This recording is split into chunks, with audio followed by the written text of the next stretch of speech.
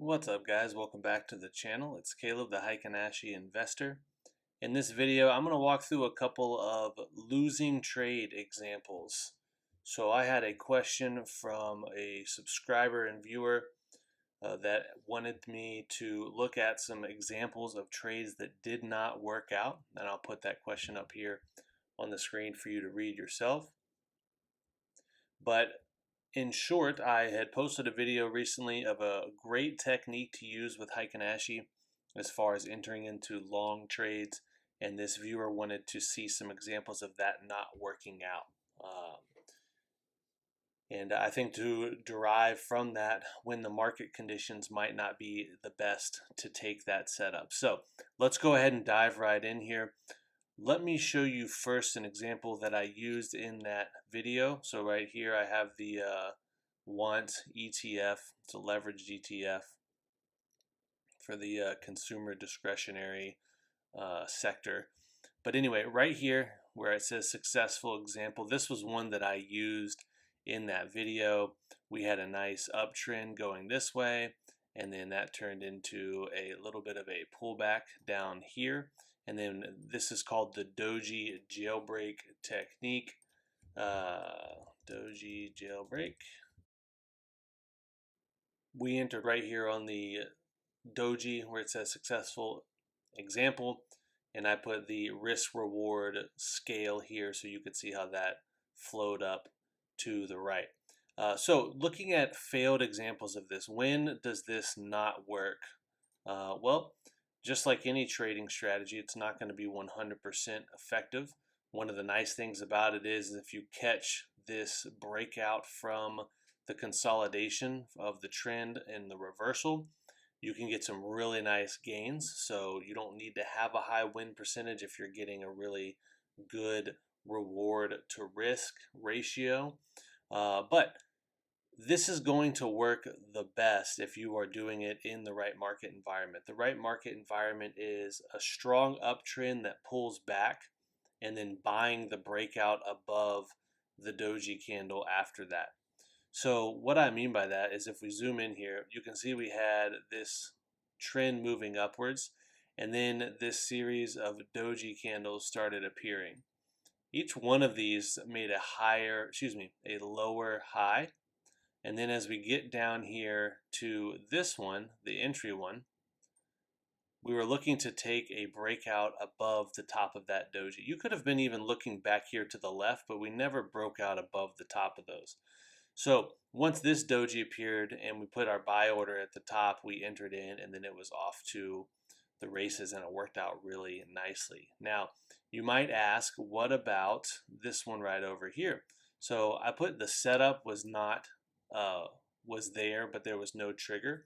So if you look at this uptrend on a larger scale to here, we then had it pull back down into a downtrend, and then we had this nice doji candle right here. Well, there was never any break above the top of that doji, and so it did not trigger the entry. Now, obviously here, 7 or 8 trading periods later, we had a tip over the top, but by then that's been invalidated because we went here and then we went down this way.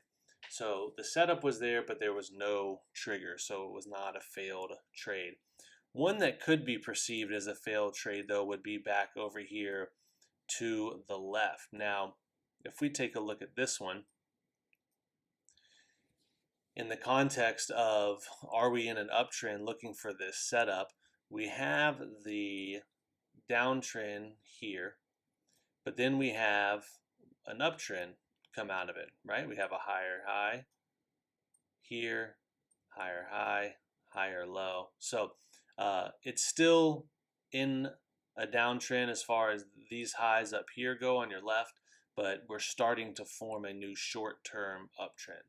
So with that being the case, since we're forming that uptrend, once we started pulling back down to the right here, we have this long doji candle, and then we have one right after it. So the one right after it could have been an entry trigger, which I put the scale here for the risk to reward. you would enter in at the break above, and then we had a couple of days of profit before this turning around and moving back down. Now, as far as where your stop loss would have been, I typically like to put the stop loss either below the doji at the bottom of it, which would have been a 3.9 or 4% stop here. Or if I think 4% is a little tight for what I'm trading, which in this case I would have thought so, I would have gone down here to this next doji and put it right below it. That being the case, a 6.5 or 6.7% stop gives me a little bit more wiggle room. That's within reason, especially if I can hit 12% on the other end, then I have a 2-to-1 risk reward. But this thing came down and ticked it in the bottom and stopped out. So that just happens sometimes. Well, let's take a look at another chart here where we have some more examples. One note I wrote was avoid entering the doji jailbreak opposite of the prevailing trend. And so what you can see right here in the middle is obviously the trend is down. We have the Heikin Ashi candles that are all red, no upper wicks. That gives us a good indication of a downtrend. Aside from just taking out all of these lows here on our way down to the right is another indication of a downtrend. Well, as we come down through this downtrend, these candles here are making lower highs, and then we get down here to this doji, and boom, we all of a sudden have a bullish candle that breaks through the top. That would not be a good place to enter this trade. The trend is down. We're not really trying to do counter trend trades, at least I'm not most of the time. And so that would have failed very quickly within the next couple bars. So do it in the direction of the trend is going to be a big tip for you. Now here, this is a more ideal setup that really just didn't work out ultimately. Like I said, that happens. You can see the trend starting to move up here. Very nice. We have no lower wicks on these Heikin Ashi candles, very strong. It then pulls back to the right, and then we get a really nice doji candle there to try to set up a pullback buy. So right in there is where we're looking. So we set a buy order. Once it breaks above the top of that candle, we want to jump in that trade. Boom, it broke above. We had several days of action there on that trade. It looks like it went up. Let's see here. Bear with me for 1 second. So about 5.5%, 6% profit in that trade before it reversed sharply. So, if you're taking profits at 6% and you have a 5-6% stop loss and you're doing 1-to-1, that's fine. You need to have a really high win rate for that to work out for you in the long run. Most people are going to be trying to hit 2-to-1 or 3-to-1 on those wins. And so what most likely would have happened if you would have been in this trade here is you would have been in profit slightly, and then it would have reversed back and you would have been stopped out. Now you might have been moving your stop up and trailing that. If that's the case, you could have ended up at a pretty close to break-even point. Say if this 5% was your original stop, and then as price went up and closed at 6%, you might have moved your stop up underneath these, and then you would have been fine on that. So, but that's talking about stop losses, a little bit different subject than what we're getting into here. And then lastly, let's take a look at the TQQQ leveraged ETF. So over here to the left-hand side, once again, we want to take the jailbreak in the direction of the prevailing trend. The trend is moving downward. And then we have a doji candle here. If you take the breakout above that, you're going counter trend. You would have got a nice little bump here. That might have been 3, 4, 5% before the downtrend resumed. You also can see down here at the bottom, we're in bearish territory on that. So not really looking to go long from down there. Now over here, a couple of examples that could have worked out. You have a nice rounded bottom reversal right here. Several doji candles or upper and lower wick candles, and then this big bullish candle to break out. So a new trend has formed. It comes up, pulls back slightly, and then proceeds to go up again. And so once we've seen that happen, we have the new higher low intact, then we know we're in a short-term uptrend. And this doji appeared in that short-term uptrend, could have done the jailbreak on it, buying at the top, stop loss at the bottom. If you do that, you're in the trade. If you miss that one and you do it on these two that pop up right here, same thing.